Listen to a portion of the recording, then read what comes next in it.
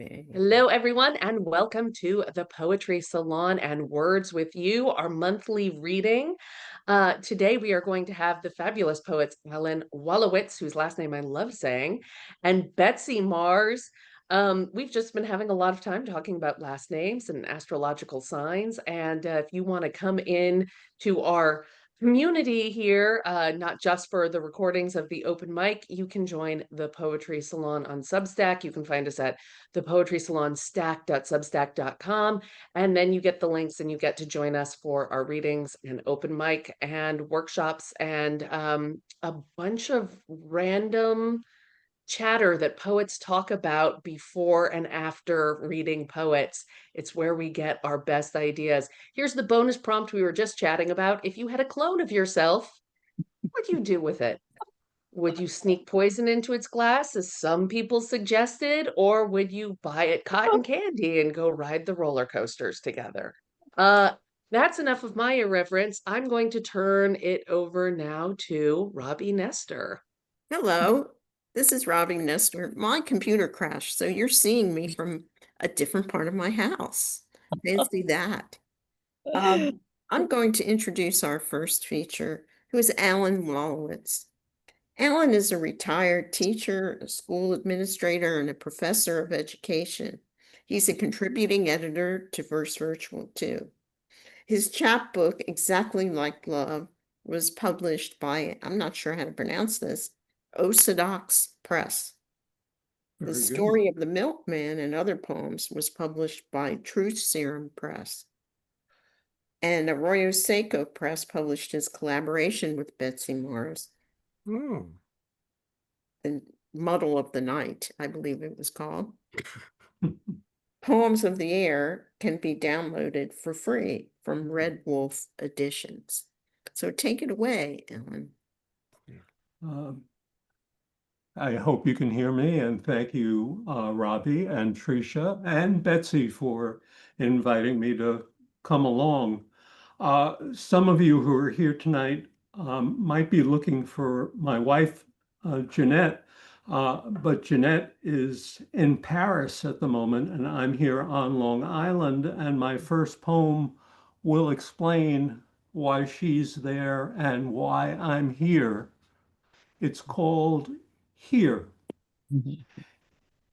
To get me to go where I don't want to go, my wife will say, "We're here and we're here," which means I ought to get my ass out of the car and not make her waste another trip.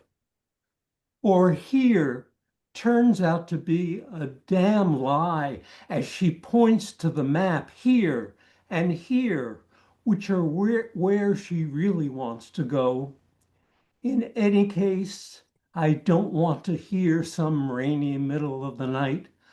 Why can't I ever get where I want, which breaks my heart and makes me mad enough to scream, "What about me?" Instead, I go back to sleep.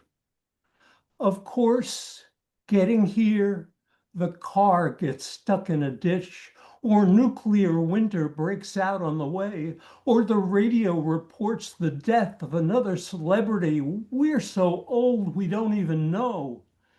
But she knows me and knows I would feel so much better about everything here inside our own four walls. Truth is, nothing much ever happens. But if it did, she would say, "It happened and it happened." Or, "You have so much to learn and you're running out of time." Or, "This good old heartbreak, you call this living?" And that will explain her preference to travel and my preference to be here. I wanted to read a few poems about becoming a teacher because that's how I learned my livelihood. Long time ago, I was studying with a famous poet, and when I was complaining there's hardly time to do both, he told me I had to choose. And of course, that's a choice that we all have to make at some point. And at that point in my life, I chose teaching. Uh, this is the story about my first year, but it's about my Uncle Harry, also, who was a teacher. My Uncle Harry, if I insisted on being a teacher, Uncle Harry had the best advice. Listen, asshole, never turn your back on the class. And he demonstrated how by handing me the leash to his giant killer dog, Mr. Pooch, and then turned himself into a pretzel of a man with a crazed half symmetrical look, his arm turned an impossible angle, stabbing the air with phantom chalk on a phantom chalkboard. In a day or two, I discovered, even were I to master this contortion, I'd only be an annoyance to the kids I pretended to teach. A fly on Mr. Pooch's ass, and maybe, if lucky, I'd get evicted when he shook his barbed tail and sent anything on it for a spin. Mostly my fate was to be ignored, which, looking back, seemed wisdom plenty for eighth graders to possess. Many of them were large for their age, and a few were already men and women of the world who made clear they were not to be taken for fools. Steinbeck's The Pearl? Again? A separate piece? Finney and Jean at a boys' private school? What's that? And Warner's first grammar again. One girl, Tanya, looked at me with some pity and said, Man, Wallowitz, you gotta be tough with these kids. This is the damn ghetto. True, I hadn't been to the Bronx before, though many times I had just driven through. Uh, by my second year of teaching, I was somewhat wiser, but not much better as a teacher. I discovered that teaching is something like tennis and poetry. You can get mediocre in a hurry, but it's really tough to get good at it. This is called In Favor of Forgetting. If ever I mistook myself for a teacher, there was Cassandra in the middle row, first seat, and smack in front of my face to remind me otherwise. Even after a year separating subjects from verbs, counting syllables and words too hard to pronounce, and this white boy come to the ghetto reading from famous myths and legends he was sure would save her from the world falling apart before our eyes, the sacking of Troy, false promises from the gods, a life that would be less, no matter how she wailed. She'd call me Mr. Thing, claimed she couldn't remember my name. But what if it turns out refusing to remember is the very thing we need to get us through our lives? Um, this one is about a different kind of forgetting. I've found, and it's become a subject of conversation among my friends, like all the time, about how we can't remember stuff. Uh, this is called Forgetting. The poet who died just the other month, or perhaps it was a different year, I heard him beat a drum and chant, or make some other holy noise. The same place Lincoln spoke, quite nice, downtown, though I can't remember where. I was convinced I liked him well enough as I waited for the meet and greet to buy a book, hoped to get it signed. Long haul of women I thought I'd like to know. I went back home alone, stopped for a bite, greasy takeout in a paper bag, then thought he had a voice like God. You know, the guy who played Mandela once? Or who's the queen got her head cut off at Henry VIII's behest? They say he sounded like a naked hiss. I forget. And this just a recent list of what's gotten so hard to recall.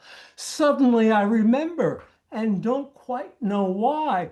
Cooper Union, Morgan Freeman, Anne Boleyn, Robert Bly.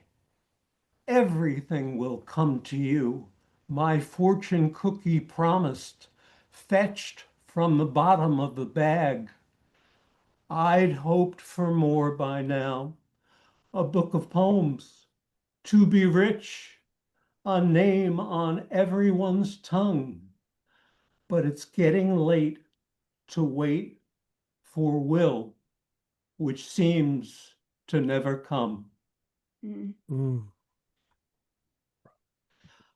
Uh, my next one is a, a poem about love. It's called Roadkill. Uh, okay, well, you get the idea. Roadkill. This is also a great example of what happens to us all the time at Poets. We start off writing about one thing and we end up writing about something else. The layers of late autumn, red, pale blue, the red again, then black begins to ride up the horizon. You might mistake it for a flag of an invading army that'll have you by the throat and won't let go till another equinox appears and you can breathe again. This time, perhaps, beneath a more forgiving sky, like when you finally and against your better judgment say, I love you to one so dear you'd even be willing to bear the silence such a proclamation might inspire.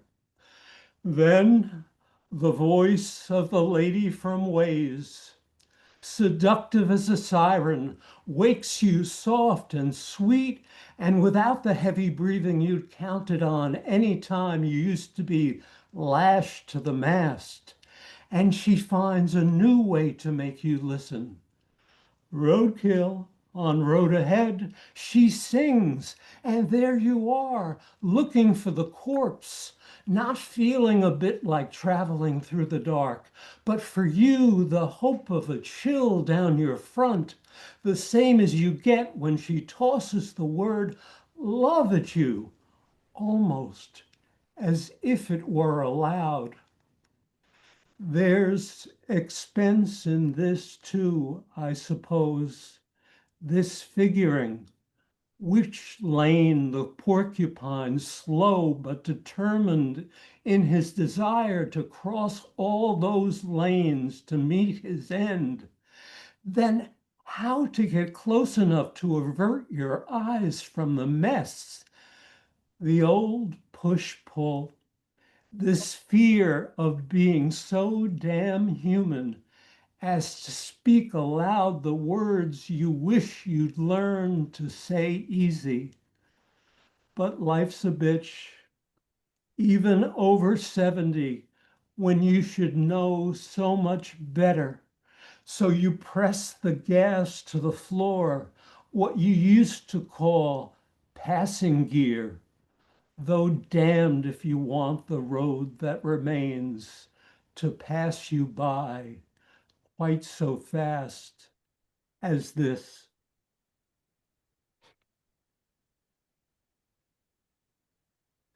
Um, Robbie mentioned that she had trouble sleeping last night, and that's been my story pretty much my whole life. And finally, I wrote um, a prayer at 4 a.m. I'm often awake at that time if you want to write. Dear God of open all night, if I may be so familiar, though we might not know enough about each other to say anything profound, but here we are together chugging down the track as if driven by an old steam boiler, the whistle to announce our coming, though we never quite arrive. My weary mouth a canyon of yawns, which, rest assured, I mean nothing by. Still, how happy to be in your presence, no matter how estranged I feel in my bed, where I have lain so often and so long. You, as forbidding still as you were to my ancestors, the way you whooshed past their doors and bid them dim their lights for some uneasy sleep. But thank you for this wakefulness you offer in its place, so I may grapple with myself as Jacob once wrestled with the angel. Let me stay here, but at a safe distance, lest you set the plants ablaze, though you will do whatever you do. As I join this line of those who remain wide awake and call the sleep we missed tonight not a loss, but a down payment on forever.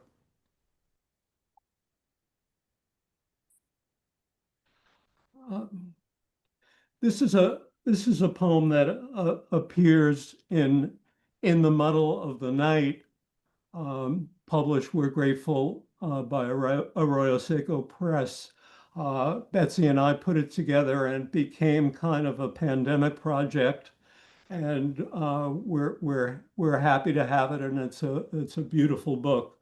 I would tell you in advance that this poem is also somewhat religious, and it contains one line of poetry. It's a line by Gwendolyn Brooks. The prompt was to take a line by Gwendolyn Brooks and to work a poem around it. It was a contest, and naturally, Betsy won the contest, and my poem was never heard of again. It's called Rent Party. Moses came down from the mountain, plenty tired and more than a little singed from the nearness of the flame. And let's face it, wandering through the desert is no picnic, despite the occasional and incidental shrubbery. The hungry folks who dragged their feet till now, cretchy, out of sorts, weary of promises, no milk and honey far as they could see. And when he arrived, he expected what? A welcome? Man, what'd you expect, Moses, while you were gone so long? Who wouldn't have worshiped the golden onion, or at least danced around its root, if only for dreams of some yet to be fried potatoes? He was finally spotted out of the corner of one reveler's eye, but no one shouted from joy, "Hey, Moses is back!"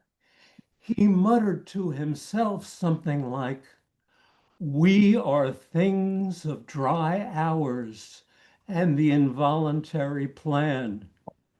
and knew this was not going to be an easy sell, especially for a guy slow of speech who dropped into this rent party while not totally uninvited, really with not much of a plan at all, everybody knowing of his checkered past, and let's face it, no track record for bringing home the bacon.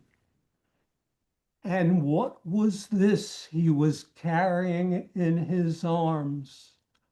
More unpaid labor nobody was exactly praying for.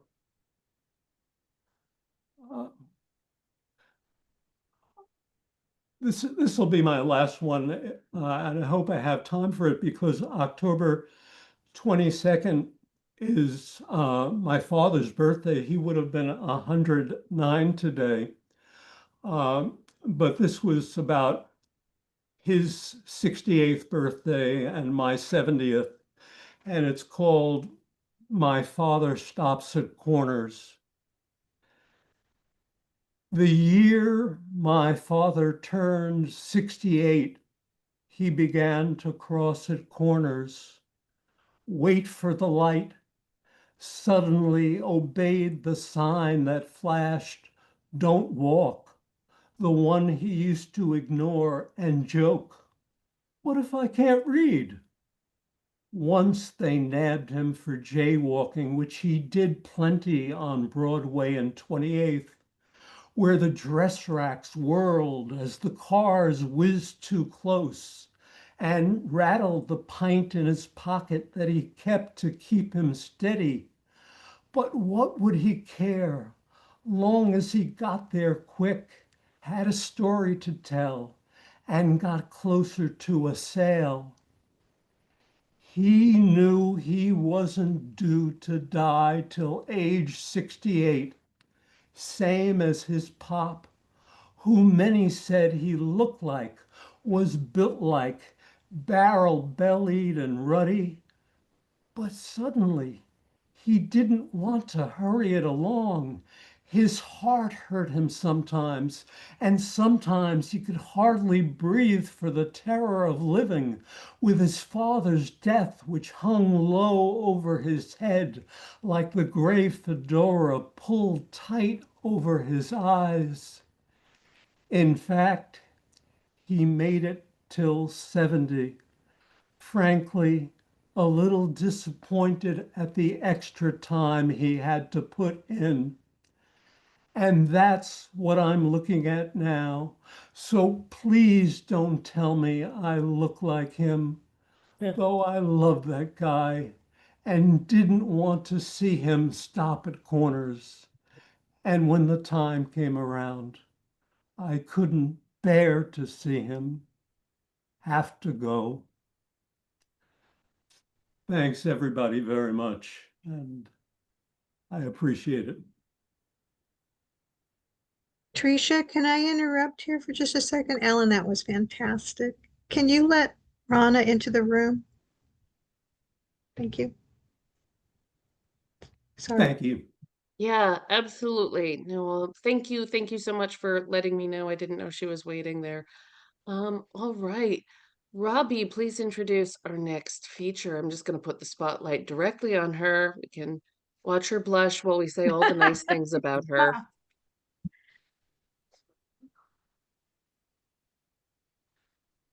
Robbie, are you there? Are you muted?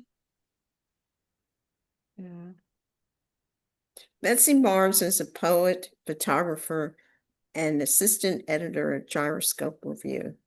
Her photographs have appeared online and in print, including one prompt on Rattle back in 2019.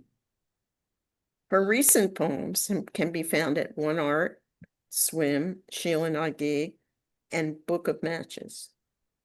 She's published 3 books, or almost 3 books. Her new one is coming out in July. The first 2 were Alinea and In the Muddle of the Night, which you've already heard about, a collaboration with Alan Wolowitz. Her collection, Rue Obscure, will be published by Sheila and I Gig Books in July 2026, and we're all looking forward to it. Thank you. So take it away, Betsy.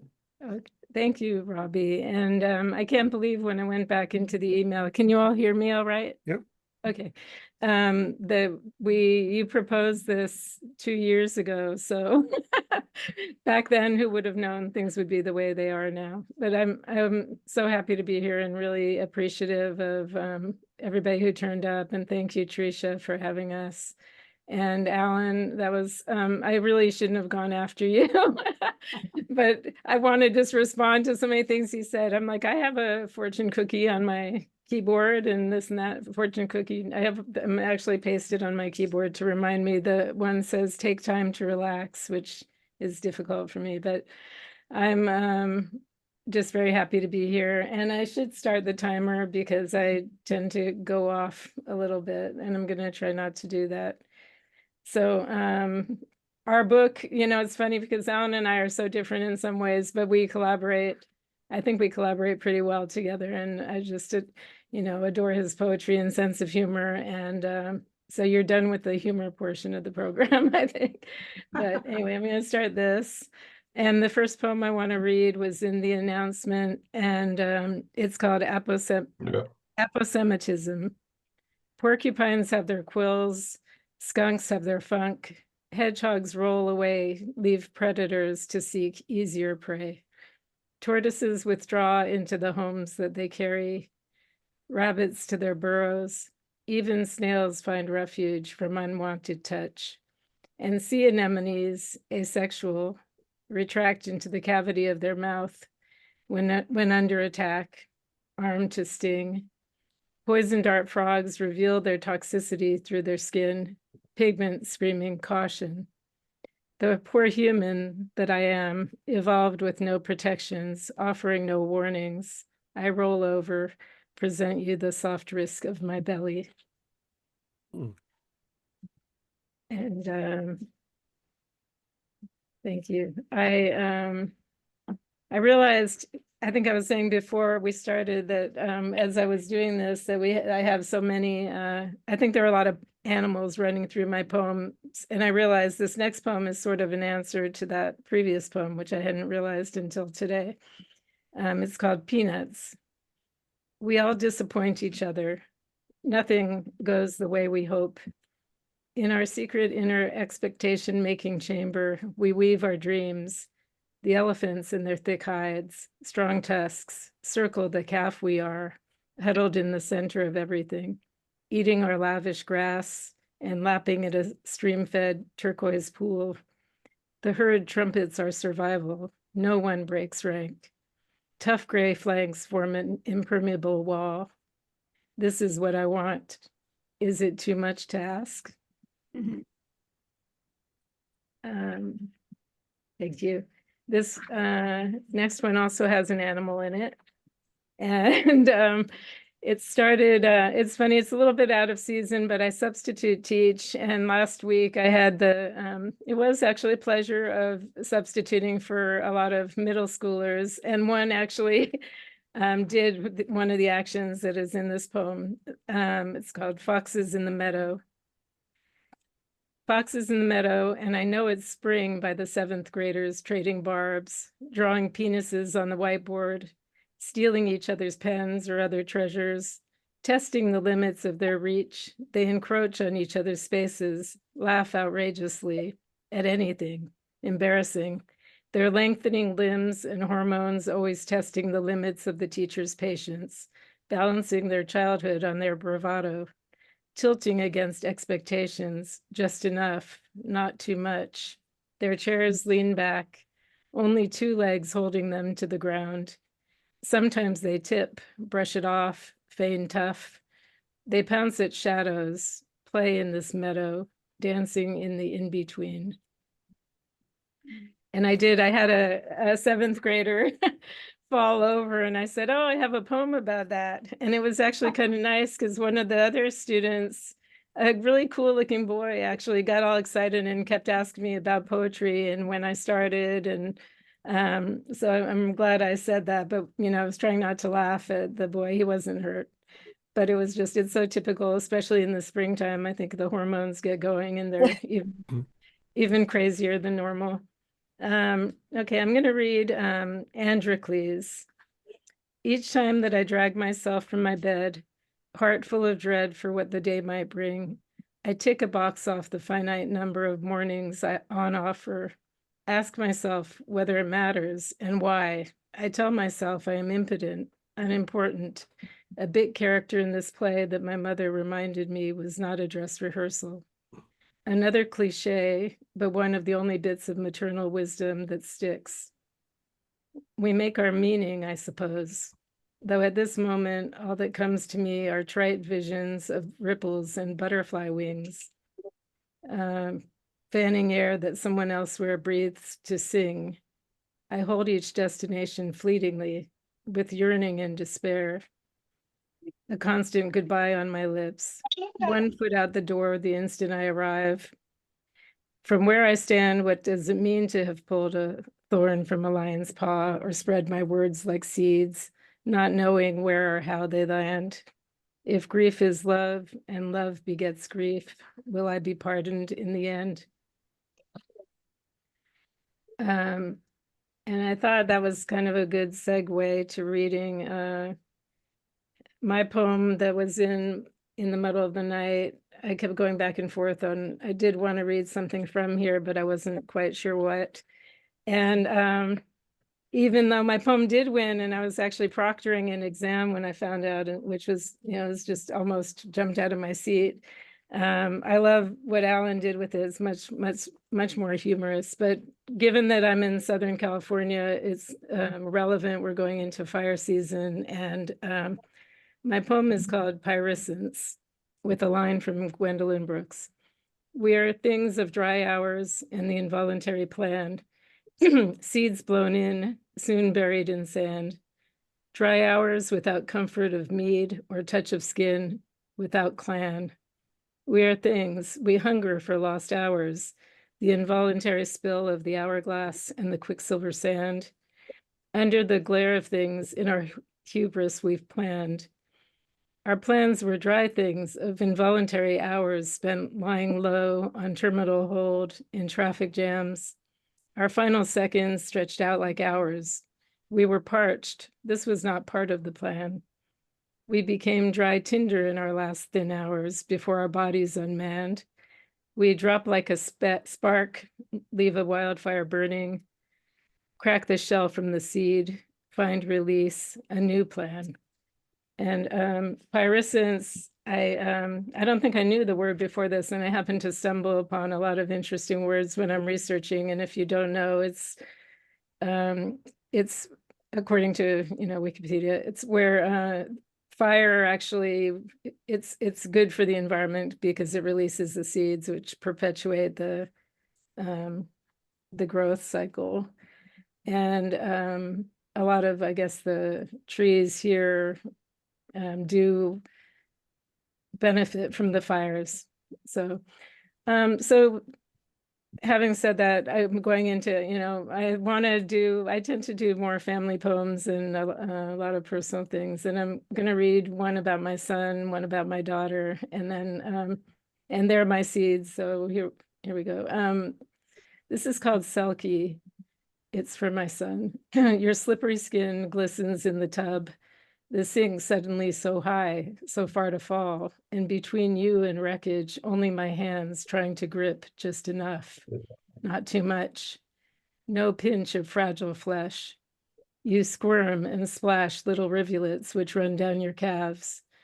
Such small hands, nails nearly translucent in their beds. Warm water, milk soap, skin strokes dewy skin. Then the hooded terry enfolds you, returns you briefly to safety before you slip away, as children do. And I want to, Suzanne Gonzalez is here, and she was, both my kids had her as a teacher, and I just wanted to give a shout out because she was just such an amazing, Susanna, such an amazing teacher. And so this one is for my daughter. Actually, somehow these got out of order. Where to go? Ah. It's called, I had to keep looking up pronunciations today. Hmm. Where is it? Uh-oh. Okay, I might have to come back to that because somehow I lost it. Oh, it's here. Okay. It's called Purpura patula, the elusive snail. The milk of 12,000 snails is needed to dye only the trim of a single garment, we read while getting ready for a nap. My daughter then mimics how to extract ink from a mollusk, her small fingers pulling on imaginary teats. We take a trip to Wasaka in our minds, scrambling down that rock face to pry loose the precious gastropods. We laugh, retract into our respective shells, that sleepy intertidal zone. Feet entwined, inner eyes swiveling on stalks, enveloped in the crevice of the purple spread. In dream, we are replenished. Then I'm going to read this for my mom. Her birthday is coming up. She was born in 1932, so she would be 90. Why can't I do math right now? 93. And happy birthday to Alan's dad. You made a very good son. It's called Torrey Gate, Knobshaven Cemetery Retreat, Day 2, for my mother, Marion. Among so many markers anchored in Kentucky grass, this one newly carved, my mother's twin in death. She too would now be 91, gone these 24 years. I still have her birding guide in Portuguese, I remember, listening to these songs I can't identify. So many stories, stones, dates erased by time, wind, lichen, growing, the ledger slowly disappearing. In another 2 years, now it's actually half a year, I will be older. In another half a year, I will be older than my mother lived to be. Will my lungs fail me as yours did? Is there something seated in my anatomy too that will creep up, take me down? Oh, suffering Jesus, oh, sorrowful Marion, your death wish finally caught up with you when you no longer sought it. 67 candles on your last birthday cake, no breath to blow them out. This afternoon, I walked through this pointless gate that keeps nothing out and wondered at its purpose. Carved with pineapples, a sign of welcome, with no fence on either side. At dusk, I passed back through, followed my shadow to the waiting room. I know my time is ticking, and this one's, so I'll read this one from my dad, I guess. Okay, it's actually a sequel to a previous poem about prunes, because one thing I inherited from my father were all his dried fruits. So sanctification, or the ongoing saga of my inheritance of prunes. In the 3,082 days since my father died, prunes have accompanied me to the East Coast and Midwest and Northwest and Southeast, to Lisbon and Sydney, Hawaii and Paris. I carry an emergency stash in my go-to-work bag in case in my hurry I forget to leave. In case of my hurry to leave, I forget to taste. Sometimes I swallow them nearly whole like an oyster. Sometimes I chew them more thoughtfully, as if at a tasting. Sometimes they sit on my tongue like a sanctified wafer, the host decomposing, my body finishing the work the sun began. Occasionally, my teeth hit a sharp bit the pitter missed, and I flinched as if hit, remember the bitter, the pain that sometimes even the softest, sweetest things hold within. And I think I'm okay because my poems are fairly short, so I think I only have 2 left, if that's all right. Oh, no, I actually have 3 left. This is Gone to the Dogs. My body riddled with dot to dot blood bursting through thinning skin, already a map of bruises on my shins from who knows where, my scalp now visible with all its lumps and bumps, formerly hidden beneath the glory of my hair. The hair I once saw as a misbehaving dog scampering here and there, my fingers locked, unable to grip. Who will open my jars, write my words when my hands begin to slip? Feet flattened by too much weight, bones bulging where they don't belong, metatarsals overmarched. Who will piggyback me when I can no longer walk and I slump benignly in my bed? When my wants are few and my needs are many, who will diaper me, spoon me soft food between my toothless gums, read me a story, carry me through my second infancy? And that's, I want to have a hopeful note. So I do want to read one really quickly for my stepmother, who I was very privileged to know and really came to love after kind of a tough beginning, but she was just an amazing, wonderful woman. And it's called Morning Glories. The balcony is aflame with geraniums, strobing red in the breaking light. Iron rails dash bars on mottled carpet stained from spills, falls, the souls of visitors. The day casts shadows of flowers on the carpet. Daffodils are folded in their Easter pot, neglected now it's May. Irises shrivel, peonies droop, rose petals, soft mounds on the tabletop. She casts off her dressing gown, calls for water. Her bed rails slash shadows on the wall, now a crib, a prison, a safety net. And sorry, that was my timer. Morning of delayed morning, morning of preemptive morning, the consolation of another morning, the smile dawning on her face. And my last poem is Dirty Dishes. One day I will be one of those old people whose dishes bear the trace of what is left unseen, unwashed, unseen. Fingers no longer sensitive to the residual grime, eyes failing or lack of some kind of vigilance, because what's it going to do, kill me? And people won't want to come around. They'll invite me out sometimes to restaurants with their kitchen inspections and grade A placards in the windows. Or maybe they will bring paper plates, which I will mutter are bad for the environment, not even recyclable with their food waste. And I will pretend not to notice when they wash my already washed glasses before drinking, as I sit in my hydraulic stand assist chair, playing with the controls, elevating myself above the roiling sea of household threats, but not just yet. Thank you so much. Thank you. Thanks to our features, Alan and Betsy. I'm so happy that you finally made it here.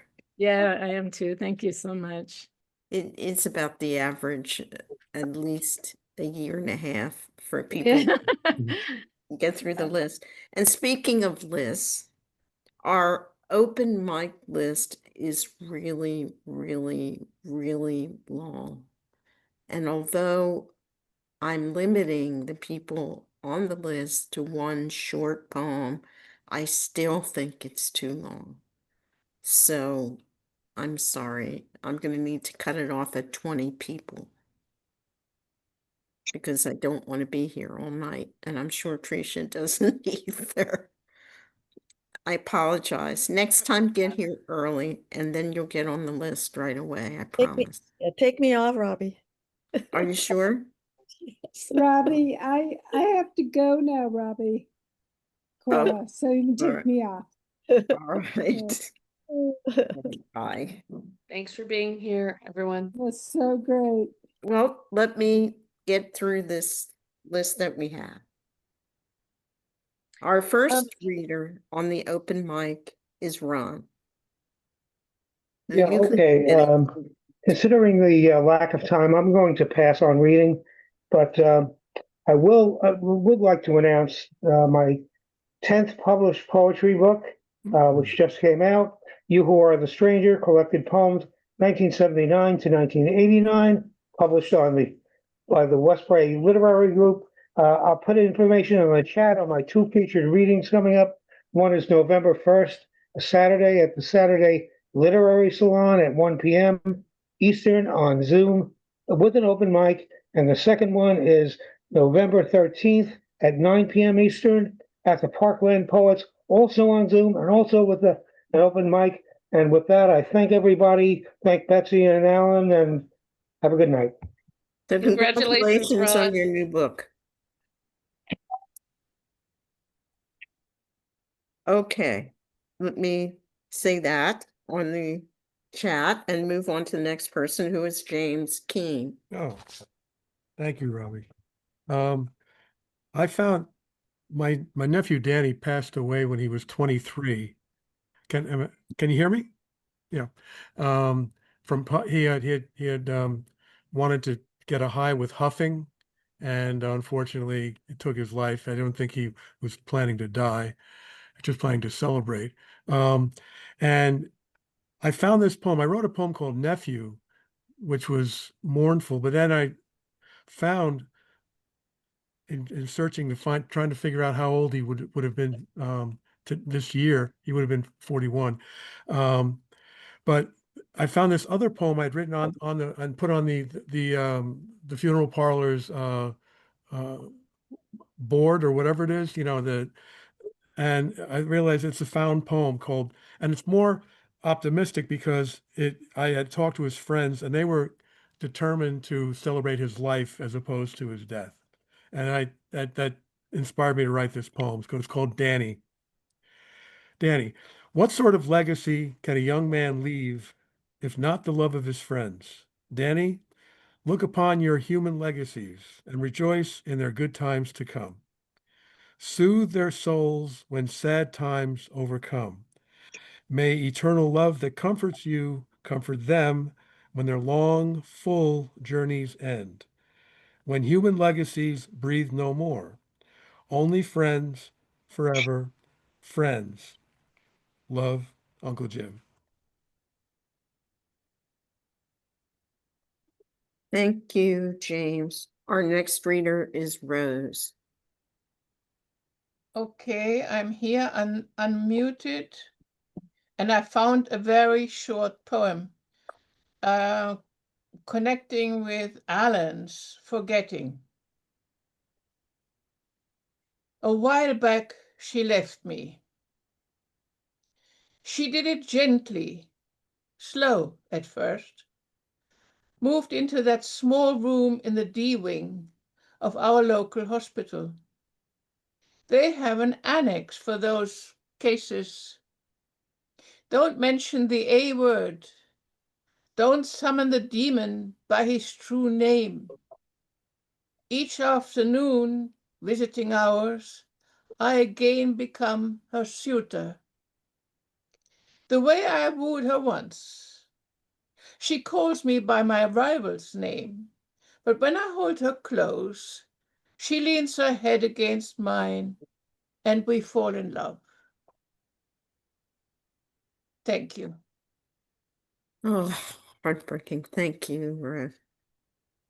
Our next reader is Michael. Michael, you still there? Mike? Guess not. Our next reader is Ken. Michael's there, I think. He's muted. Yeah, Oh, okay. I could you couldn't get my unmute? mic unmuted. I'm a Zoom idiot, really. Happens to I want to all. read a poem. You can't see it? Well, the book is called 1000 Pieces of Time, and it was just released by Shill and the Gig. Thank you very much. And I'll read a short one. This is called Lilacs Come Undone. The dream is a slow waterfall. Birds fly through the mist. They wear casual suits made from feathers and bones.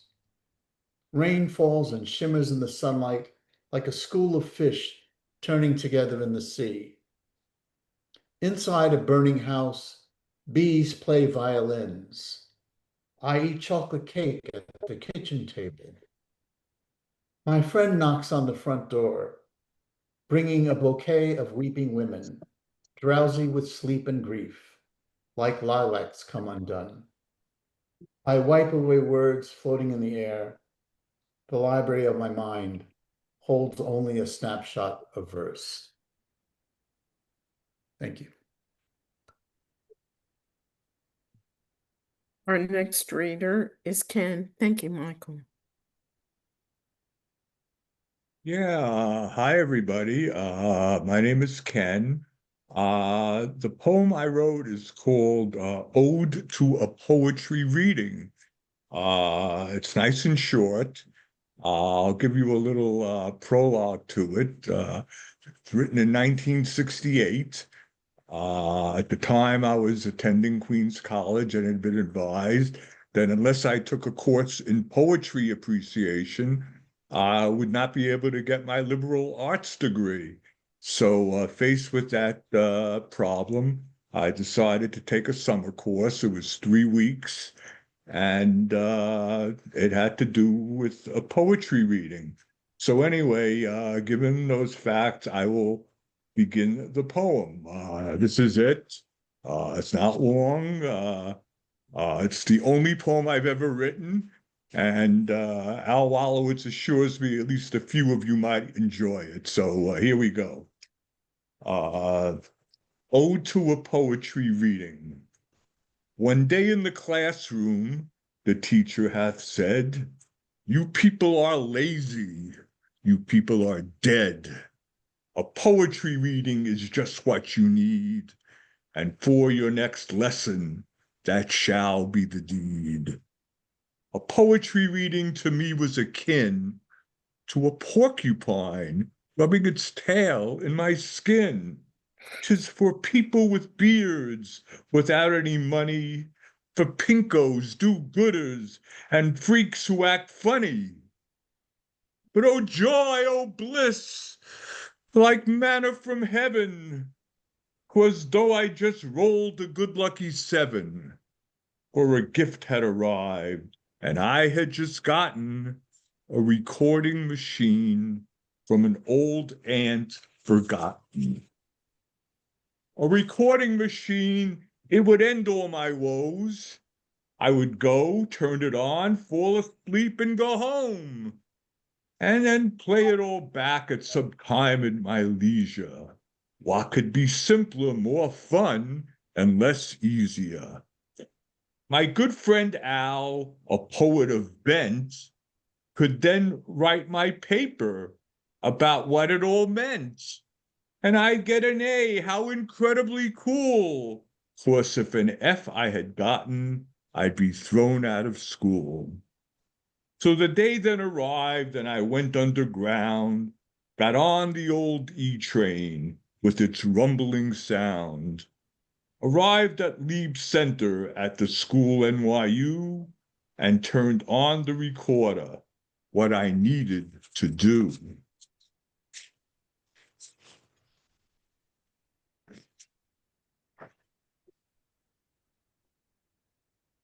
The guy that was reading was named Stuart Lima, a nice sort of fellow, or so did it seem. His poems felt morbid as they entered my head. It was one with a girl and a gun in her bed. And when it was over, a surprise to me, it wasn't as bad as I thought it would be. But when I got home, I regrettably found that my fucking machine would not make a sound.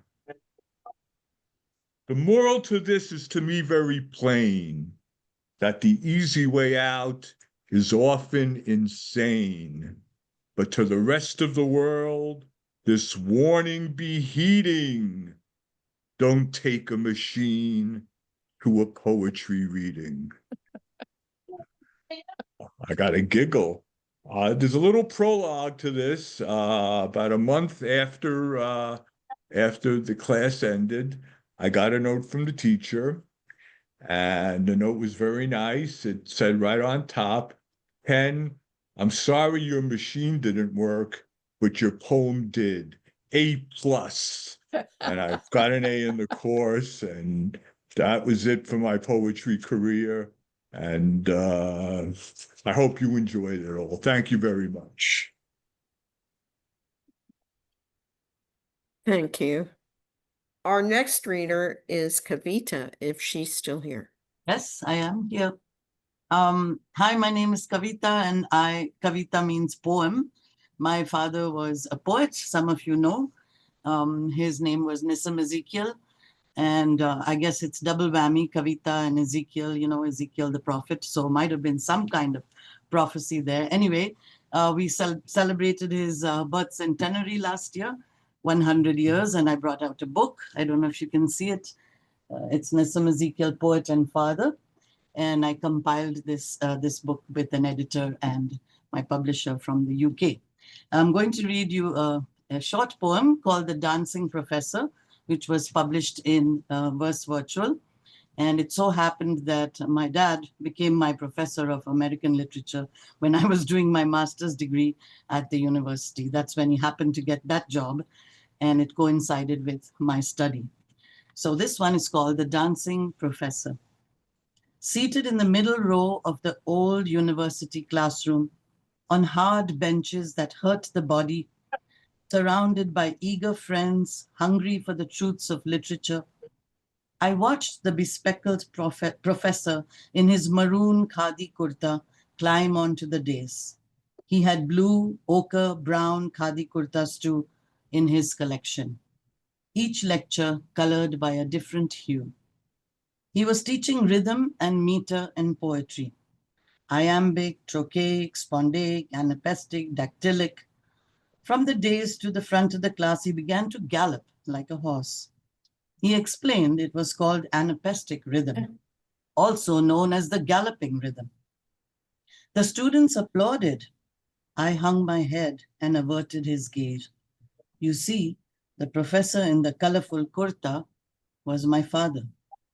At home, I asked why he galloped in front of the students. He simply said, poetry is a dance of words. Thank you.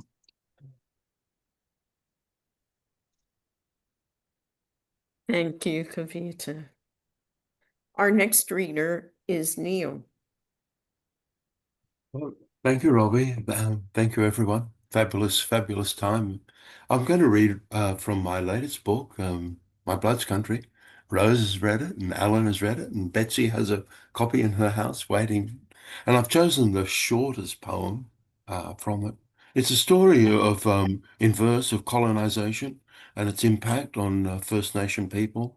And I'll just choose this short poem from the section I call the Dispossessed, which is on First Nation people. And it's called A Police Officer Speaks. Do we shoot them? Of course we do. There is only one way to keep the beggars down. When they commit a murder, pay them out for it in their own coin. In 1845, in the Clarence River District, this same officer murdered 16 people, 7 men, 4 women, and 5 children. Their crime? Supposedly the theft of sheep. And even if it was a crime to a people who had no notion of personal property and saw white men shooting kangaroos, then surely it was a minuscule one, even by the standards of white men's laws, when what was being stolen from them was their entire way of life. Thank you.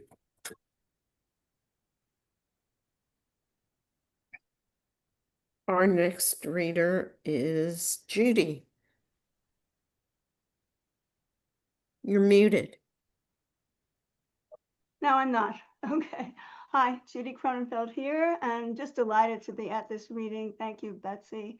Thank you, Alan. Thank you, all of the open mic readers so far. I think this poem, which is quite short, will kind of go well with both Betsy and Alan's readings in a way. It's called Parable for Old Age. Shining like topaz, enticing as the last sweet-filled Easter egg still hidden in childhood's grass. A tiny drop of honey lingers after I finish sipping my hot tea. I tilt the glass up, bend my head back, purse my mouth. The drop slips down the inside of the glass so slowly, sends a trickle of its skinny self on a detour, wanders a little too, almost ebbs, as if possessed by its own impish will to deny my desire. I release my upper lip, pressed against the rim, just enough to try to suck the honey in. But it takes snaking out my tongue and shaking the glass, which clanks against my teeth, to let me reach the leading tip of the trail and, finally, lick the faintest wisp, more idea than thing. Haven't heard that one. Thank you, Judy.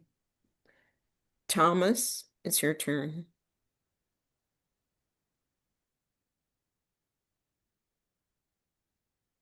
You're muted, though.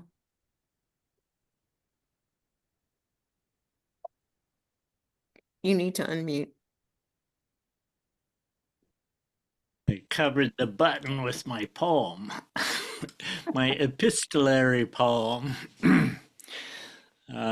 Epistle on the Water.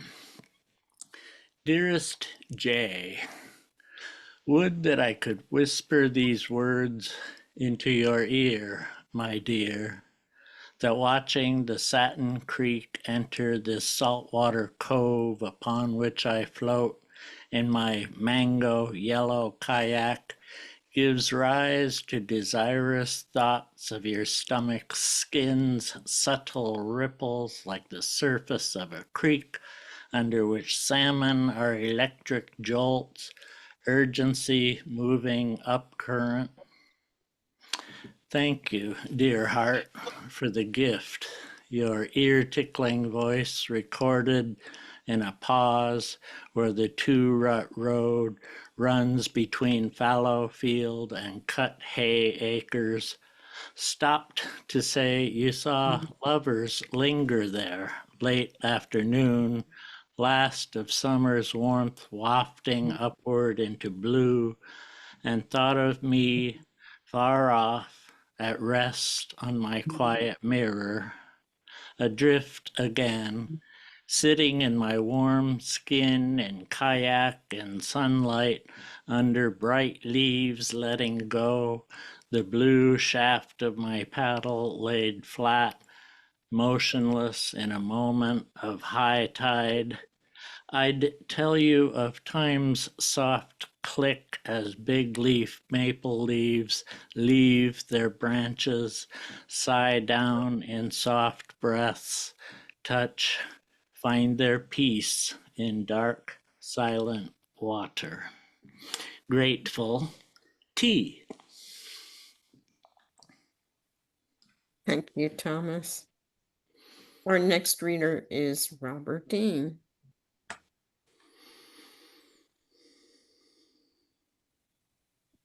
All right, thank you. This one will go fairly fast. It's from my new book, which is called The Night Window, and it's a collaboration with Pittsburgh photographer Jason Baldinger. So his photos are in the book, and then I wrote to his photos. This is the last one in the book, and I won't try to show the photo, but it's basically a long pier stretching out into Lake Michigan. And I have reading glasses. The name of the poem is Luna Pier. Absence. That is what is here, the absent. Fishermen, tourists, cloud gazers, motorboats, the wind, all absent. And now I add you to the scene, squarely within frame, near the laughed-mouthed children. Though can I miss what I never had? Possession is 9/10 of the law. I had the other 10th. I had a ghost, a dream, a few words strung like cloud bellies in air. Love, life, but neither of us consulted a dictionary.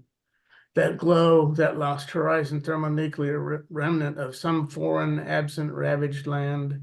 What if I dive in, stroke for it? The butterfly, no, the breast. Can I reach it before the sun flees refuge? Before Christ returns and pulls forth fishes and loaves? Can I swim with a miracle in my pocket? For you were, I say to no one, my miracle, false prophet that I am. I had predicted sun in someone's hair, someone's hand in someone's hand. I sit, pull my jacket tighter, absence, chill caress upon the heart. And maybe you can make out some of it. That's the photograph. There's nobody there, so that's what I wrote about. Thank you. Well, congratulations. I have a new ekphrastic book too, as you know, so it's nice to have ekphrasis growing the way it seems to be. Our next reader is Nancy Murphy.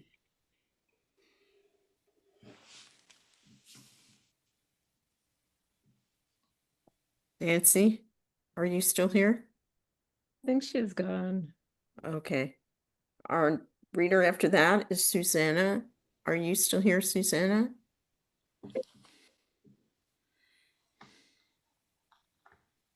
How about Rosie? T? I'm here. T is here? Yeah. Okay, I can't see you. Can you hear me? Yes, I see you now. Okay. I'm going to read a sonnet that was recently published in the Book of Jobs, and I'm grateful to Erin Murphy and the team at One Art for putting together this amazing anthology and for including my poem. Letter to a Route named 2C. Confession of a UPS driver. I love you when you show me slivers of Pacific, of San Francisco Bay, when your fog drips through thick needles wild. I love your dogs who wag at gates. I deliver treats to tongues.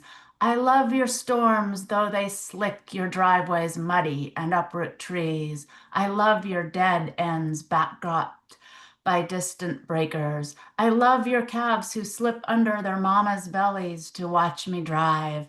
I love your red blisters of sunset and gray. I love you even when you encumber me with too much, when muscles burn with every stop, when curved roads darken, when boxes jumble on shelves like pain, when I punch the clock at 9 p.m. I fist bump coworkers who taught me terms and numbers, where to park to pick up fallen pieces. I fumble, love among things other hands have touched.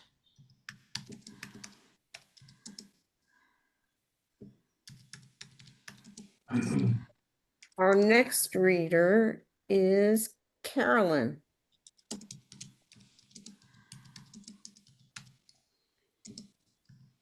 Are you still here? Yes, I'm here. Okay. Okay. I just lost my piece. Just a moment. This is from my new chapbook, Death Dozing in the Eames Chair. This is quite short. Solo for a dead oak.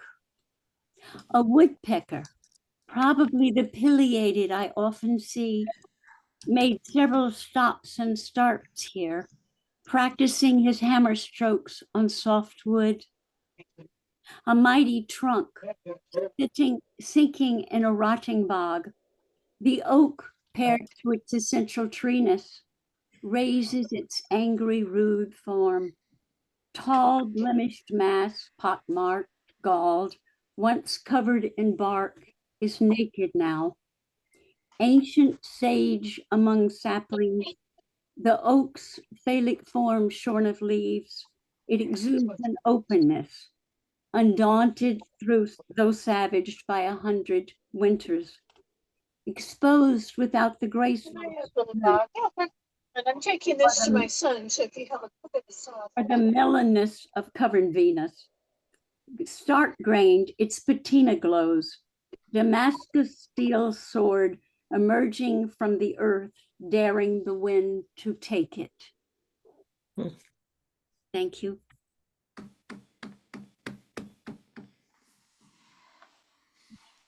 If you're not reading, would you mute yourself? I don't know who interrupted the reader, but please mute yourself if you're not reading. And I'll try to remember to do that too. Our next reader is Cindy.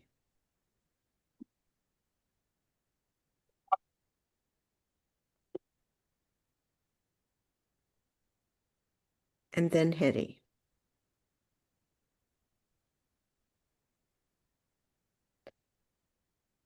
I'm sorry, Betsy, I can't mute anyone because I'm not the host. And I don't know if Tricia's still here. No, I'm still here. I'll see what I can do. Okay, thank you.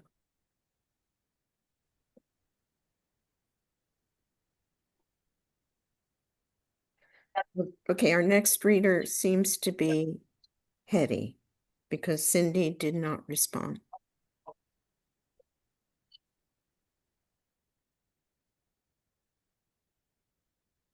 I don't think Hetty's here now either. Okay. Elaine is our next person on the list. Oh, she does show here. I don't.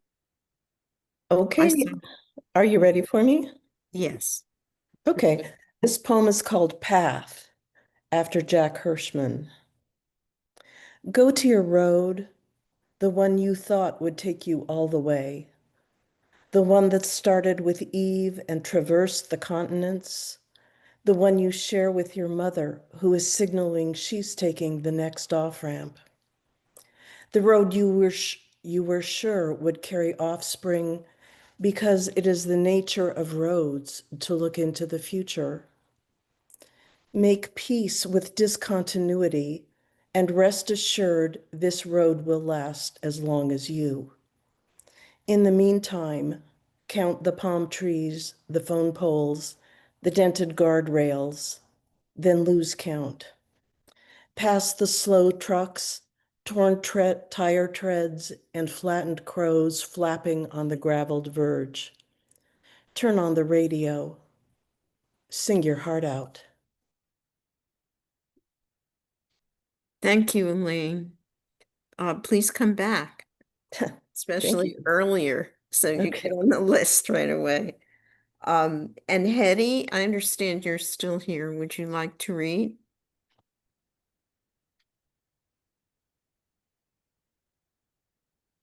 Okay, I'm not hearing from you. So I suppose you don't. Rosie is here. But Rosie, would you like to read? I guess not. You're talking to me. I don't have a voice. Oh, okay. It's good to see you anyway. Thank you. You're looking well. Our next reader is Myrna. Hi, thank you so much. I'm coming to you from war-ravaged Portland, Oregon. And I heard the jazz song this afternoon, When Sunny Gets Blue, and it made me think of this poem that was published in Nantucket Review, and the title is Blue 29. It's a persona poem, I should say. Blue 29. In Memphis, she drank whiskey till dawn at the Blue Moon Saloon, danced with an indigo blue man, her breath bitter as blue cheese, her cheeks faded bruises, faint robin's egg blue. When she blew out her candles, the light in her lapis eyes wicked away, disappeared into the navy blue night, invisible as blue ray waves. Chilled wind rattled an azure-stained shutter, made her shiver, made her blue, made her drop the needle on Miles' disc, kind of blue. She'd forgotten to make a wish. Too late? She grabbed a box of blue diamond matches, snatched a thin sliver of hope, struck its tip, held the shimmering blue-red flame atop each of the 29 blackened blue wicks, wishing, as she often did, for a brand new sapphire blue do-over life. Thank you very much for sticking it out and reading for us, Myrna. It's good to see you. I hope you will return next month. And I think our last person, save our host, is Carla on the list. Carla, are you still here? Doesn't look like it. Linda Gone, are you still here? I guess not. So Tricia, take it away. All right. Well, I'm serious when I say that I wanted haiku because my voice also hurts. So here I'm going to read one of my favorite translations of one of my favorite haiku by Basho, and it's called Old Pond. An old silent pond. A frog jumps into the pond. Splash. Silence again. All right, everybody. Thank you again to our features. Thank you, Alan Wolowitz. Thank you, Betsy Mars. Thank you to everyone who read at the open mic. And if this went too fast or you're like, whoa, there was that great line, what was it? Good news, we are going to have this recording available on our YouTube channel and on my Substack. So if you're not on the Substack, join. It's the Poetry Salon Stack.substack.com. And I love seeing all of you guys, and thank you for sticking around a little extra. So great to have such a robust reading. So thank you all for being here and being here with each other and for poetry. And oh, I'm just not wanting to say goodbye. But I'm sure everyone has evenings to get to and dinners and rest and things like that. And certainly I need to rest my voice. So thank you again. Is Robbie? Jeanette Wolowitz really here? Who's here? Alan's wife may be here from Paris. Oh. I just had noticed that come up. Thank you so much. I just wanted to say thank you again. And I really enjoyed all the open mic readers too. It was really great.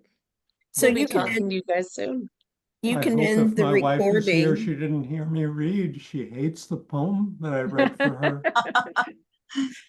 I got to tell you, Alan, I so identified with that because I will spend any chance I possibly can. I'm traveling. Me And my too. husband is like, but why? The house is so comfy.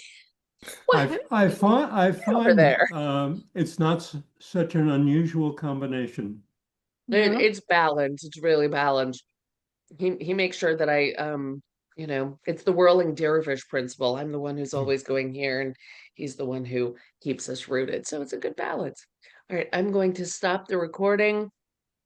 Goodbye, listeners on YouTube. Feel better, Tricia. Yeah. And Thank you I'll so try to get much. some sleep too. Thank you all. Yeah.